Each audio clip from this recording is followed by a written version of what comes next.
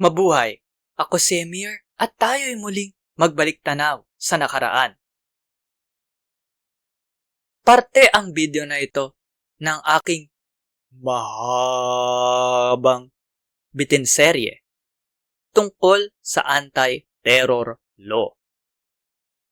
Para panoorin ang buong video, pindutin ang link na nasa end screen o nasa description. Disclaimer lang po ha, babala.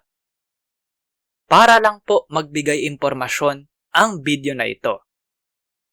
Hindi po payong legal. Salamat po. May parusang kulong po, krimen po, yung bigong sumunod sa mga probisyong nag-uutos na dapat magkaroon po ng opisyal na logbook.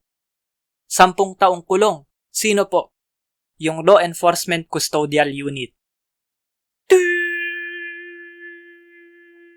I-like at i-share ang video na ito sa social media.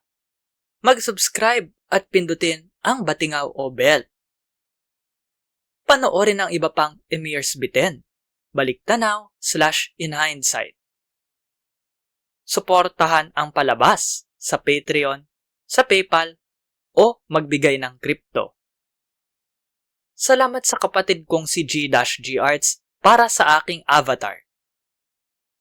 Tignan at suportahan ang kanyang mga gawa sa mga link sa description. Para po panoorin ang buong seryeng ito, pindutin ang link na lalabas sa end screen. Dapat ngayon na. Maraming salamat po. Hanggang sa muli. At ingat.